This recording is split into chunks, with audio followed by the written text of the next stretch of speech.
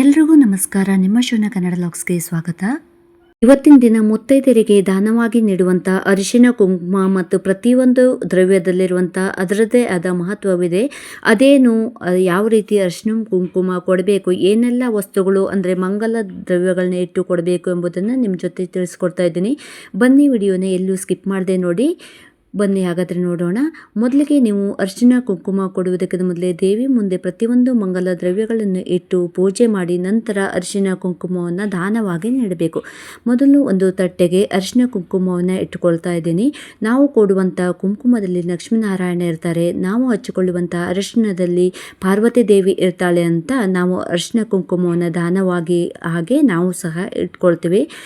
ಇನ್ನು ಮುಡಿಯೋ ಹೂವಿನಲ್ಲಿ ಶಿವ ಪಾರ್ವತಿ ಇರ್ತಾರೆ ಅಂತ ಹೂವನ್ನು ಕೊಡ್ತೀವಿ.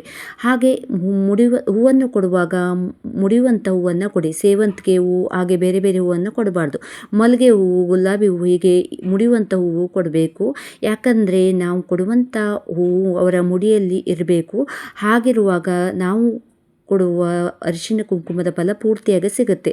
ಇದರ ಜೊತೆಗೆ 1 ಡಜನ್ ಬಳೆಯನ್ನು ಇಟ್ಕೊಳ್ತೀನಿ. ಬಳೆ ಇಷ್ಟೇ ಅಂತ ಅಲ್ಲ, ನಿಮ್ಮ ಶಕ್ತಿಗೆ ಅನುಸಾರವಾಗಿ ಬಳೆ ಇಟ್ಕೊಳ್ಳಿ. ಇದ್ರ 2 ಬದಲಾಗಿ ಅರ್ಧ ಡಜನ್ ಅಥವಾ 1 ಡಜನ್ ಬಳೆನ ಇಟ್ಕೊಳ್ಳಿ. ಇದ್ರ ಜೊತೆಗೆ 2, 4, 6 ಈ ಸೈಜಿನ ಬಳೆನ ಇಟ್ಕೊಳ್ಳಿ. ಸಾಮಾನ್ಯವಾಗಿ ಎಲ್ಲರ ಅಳತೆಗೂ ಆಗುತ್ತೆ. ತುಂಬ ಚಿಕ್ಕದಾದರೂ ತುಂಬ ದೊಡ್ಡದಾದರೂ ಅವರು ಬಳೆನ ಹಾಕದೆ ಹಾಗೆ ಇಟ್ಟು ಬರ್ತಾರೆ.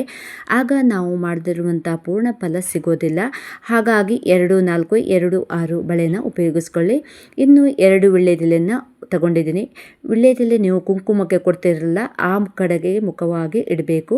ವೀಳ್ಯದೆಲೆಯನ್ನು ದಾನವಾಗಿ ನೀಡೋದ್ರಿಂದ ನಾವು ಮಾಡಿರುವಂಥ ಕರ್ಮಗಳು ಅಲ್ಪ ಸ್ವಲ್ಪ ಆಗಲಿ ಕಡಿಮೆ ಆಗಲಿ ಅನ್ನೋದು ಅಂತ ವೀಳ್ಯದೆಲೆಯನ್ನು ದಾನವಾಗಿ ಕೊಡ್ತೇವೆ. ಇನ್ನು ಅಡಿಕೆನ ನೀವು ಎಷ್ಟು ಸಂಖ್ಯೆಯಲ್ಲಿ ಇಟ್ಟುಕೊಡ್ತೀರ ಅಷ್ಟು ಸಂಖ್ಯೆಯಲ್ಲಿ ಫಲ ಸಿಗುತ್ತೆ. 1 ಅಡಿಕೆ ಇಟ್ಟುಕೊಟ್ರೆ ಲಾಭ ಸಿಗುತ್ತೆ.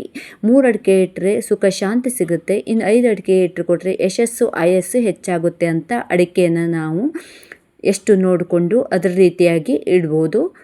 ಇನ್ನು ಅದಕ್ಕೆ ದಕ್ಷಿಣೆ ಇಡಬೇಕು. ದಕ್ಷಿಣೆ ಆದರೂ ನೀವು ಎಷ್ಟಾದರೂ ಇಡ್ಬೋದು. ನಾನಿಲ್ಲಿ 5 ರೂಪಾಯಿ ಕಾಯಿನ್ ಇಟ್ಟಿದ್ದೀನಿ.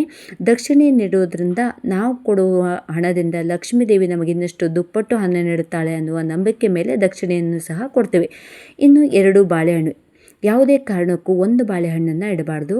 ಕೆಲವರು 1 ಬಾಳೆಹಣ್ಣು ಅಥವಾ 1 ಪಚ್ಚ ಬಾಳೆಹಣ್ಣನ್ನು ಇಡ್ತಾರೆ. ಯಾವಾಗಲೂ ಕುಂಕುಮಕ್ಕೆ ಏಲಕ್ಕಿ ಬಾಳೆಹಣ್ಣನ್ನೇ ಇಡಬೇಕು, ಹಾಗೆ ಜೋಡಿಯಾಗಿ ಇಡಬೇಕು. ನೆಕ್ಸ್ಟ್ ಬಂದು ಇಲ್ಲಿ ನಾನು ತೆಂಗಿನಕಾಯಿಯನ್ನು ಇಡ್ತೇನೆ. ತೆಂಗಿನಕಾಯಿ ಲಕ್ಷ್ಮಿಯ ಸ್ವರೂಪ. ನಾವು ಹಾಗೆ ಲಕ್ಷ್ಮಿಯನ್ನು ದಾನವಾಗಿ ನೀಡಿದರೆ ಲಕ್ಷ್ಮಿ ಸಂತೋಷಗೊಂಡು ಮತ್ತಷ್ಟು ನಮಗೆ ನೀಡ್ತಾಳೆ ಅನ್ನುವ ನಂಬಿಕೆ ಮೇಲೆ ತೆಂಗಿನಕಾಯಿಯನ್ನು ಕೊಡ್ತೀವಿ. ಇನ್ನು ಬ್ಲೌಸ್ ಪೀಸ್ ಹಾಗೂ ಸೀರೆ ಕೊಟ್ಟರೂ ಸಹ ನೀವು ಬ್ಲೌಸ್ ಪೀಸ್ನ ಇಟ್ಟೇ ಕೊಡಬೇಕು. ನಾವು ಇಡುವಂಥ ವಸ್ತ್ರದಲ್ಲಿ ಸೀತಾದೇವಿ ಇರ್ತಾಳೆ ಅನ್ನೋ ನಂಬಿಕೆ ಮೇಲೆ ನಾವು ಈ ಥರ ಬ್ಲೌಸ್ ಪೀಸಲ್ಲಿ ಅರಿಶಿನ ಕುಂಕುಮದ ಜೊತೆಗೆ ದಾನವಾಗಿ ನೀಡ್ತೀವಿ. ಇದರ ಜೊತೆಗೆ ಅಕ್ಕಿ ಮತ್ತು ಬೆಲ್ಲ. ಅಕ್ಕಿಯನ್ನು ಎಷ್ಟು ತಗೋಬೇಕು ಅಂತ ಇಲ್ಲ, ನಿಮ್ಮ ಶಕ್ತಿಗೆ ಅನುಸಾರವಾಗಿ 1 ಕವರ್ ಅಥವಾ ಈಗ ರಿಟರ್ನ್ ಗಿಫ್ಟ್ ಅಂತ ಬರುತ್ತಾ ಆ ಥರ ಬಾಕ್ಸ್ಗಾಗಿ ಕೊಡ್ಬೋದು. ಬೆಲ್ಲನೂ ಅಷ್ಟೇ. ಇಲ್ಲಿ ಚಿಕ್ಕ ಅಚ್ಚನ್ನು ತಗೊಂಡಿದ್ದೀನಿ. ದೊಡ್ಡ ಅಚ್ಚಾದರೆ ಮೀಡಿಯಮ್ ಸೈಜ್ ಇದ್ದರೆ ತಗೊಡ್ಬೋದು. ಇದರ ಜೊತೆಗೆ 1 ಹೂವು, ಅರಿಶಿನ ಕುಂಕುಮದ ಜೊತೆಗೆ 1 ಹೂವನ್ನು ಕೊಟ್ಟಿದ್ರು ಸಹ ಈ ಮಂಗಳ ದ್ರವ್ಯ, ಎಲೆ, ಅಡಿಕೆ, ಬಾಳೆಹಣ್ಣು, ತೆಂಗಿನಕಾಯಿ, ಬ್ಲೌಸ್ ಪೀಸು ಇದನ್ನೆಲ್ಲ ಏನು ಕೊಡ್ತೀವಿ ಅದರ ಜೊತೆಗೆ 1 ಹೂವನ್ನು ಇಟ್ಟು ದಾನವಾಗಿ ನೀಡಬೇಕು. ಇನ್ನು ಅಕ್ಕಿ ಮತ್ತು ಬೆಲ್ಲವನ್ನು ಮುತ್ತೈದರಿಗೆ ದಾನವಾಗಿ ನೀಡುವುದರಿಂದ ಧಾನ್ಯ ಲಕ್ಷ್ಮಿ ತೃಪ್ತಿಗೊಂಡು ಮನೆಯಲ್ಲಿ ಸದಾ ಧನಧಾನ್ಯಗಳು ತುಂಬಲಿ ಅಂತ ಆಶೀರ್ವಾದ ಮಾಡ್ತಾರೆ. ಈ ಎಲ್ಲ ಮಂಗಲ ದ್ರವ್ಯಗಳನ್ನು ಮುತ್ತೈದರಿಗೆ ಕೊಟ್ಟು ಮಾಡಿದ ನೈವೇದ್ಯವನ್ನು ಪ್ರಸಾದ ರೂಪದಲ್ಲಿ ನೀಡಿ ಅಕ್ಷತೆ ಕೊಟ್ಟು ಅವರಿಂದ ನೀವು ಆಶೀರ್ವಾದ ಪಡೆದರೆ ನೀವು ಮಾಡಿದ ಪೂರ್ಣ ಪೂಜಾ ಫಲ ಸಿಗುತ್ತದೆ. ಇದರಿಂದ ಅಷ್ಟಲಕ್ಷ್ಮಿಯರು ಸಂತೃಪ್ತಗೊಂಡು ನಿಮ್ಮ ಮನಸ್ಸಿನ ಬೇಡಿಕೆಯನ್ನು ಸಂಕಲ್ಪಗಳನ್ನು ಈಡೇರಿಸ್ತಾರೆ ಎಂಬ ನಂಬಿಕೆ ಮೇಲೆ ನಮ್ಮ ಸಂಪ್ರದಾಯದಲ್ಲಿ ಅರಿಶಿನ ಕುಂಕುಮವನ್ನು ದಾನವಾಗಿ ನೀಡ್ತಾರೆ. ಹಾಗೆ ಇನ್ನು ಜೊತೆಗೆ ರಿಟರ್ನ್ ಗಿಫ್ಟ್ ಅಂತ ನಾನು ಇಲ್ಲಿ 1 ಅರಿಶಿನ ಕುಂಕುಮದ ಬಟ್ಲನ್ನು ತಗೊಂಡಿದ್ದೆ ಈ ಸಲ, ಅದನ್ನು ಕೂಡ ಇಡ್ತಾ ಇದ್ದೀನಿ. ಹಾಗೆ ಈ 1 ಸ್ಟೀಲ್ ಬೌಲ್ ಇದೆಯಲ್ಲ ಅದು ಕೂಡ ಒಂದು ರಿಟರ್ನ್ ಗಿಫ್ಟಿಗೆ ಅಂತ ಕೊಡ್ತಾ ಇದ್ದೀನಿ. ಹಾಗಾಗಿ ಅದರಲ್ಲಿ ನಾನು ಅಕ್ಕಿ ಮತ್ತು ಬೆಲ್ಲವನ್ನು ಹಾಕಿ ಇಟ್ಟಿದ್ದೀನಿ.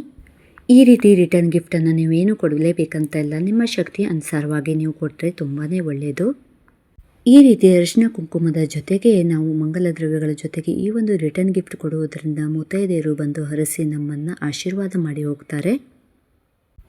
ಐ ಹೋಪ್ ಇವತ್ತಿನ ವಿಡಿಯೋ ನಿಮಗೆಲ್ಲರಿಗೂ ತುಂಬಾ ಇಷ್ಟ ಆಗಿದೆ ಅಂದ್ಕೊಂಡಿದ್ದೀನಿ. ಇಷ್ಟ ಆದರೆ ಒಂದು ಲೈಕ್, ಕಮೆಂಟ್ ಕೊಡೋದನ್ನು ಮರಿಬೇಡಿ. ಇಲ್ಲಿಯವರೆಗೂ ನನ್ನ ವಿಡಿಯೋ ನೋಡೋದಕ್ಕೆ ನಿಮಗೆಲ್ಲರಿಗೂ ಧನ್ಯವಾದಗಳು. ಹಾಗೆ ಇನ್ನೊಂದು ಉತ್ತಮವಾದ ವಿಡಿಯೋದೊಂದಿಗೆ ನಾನು ನಿಮಗೆ ಸಿಗ್ತೀನಿ. ಅಲ್ಲಿವರೆಗೂ take care, bye bye, see you friends, thank you.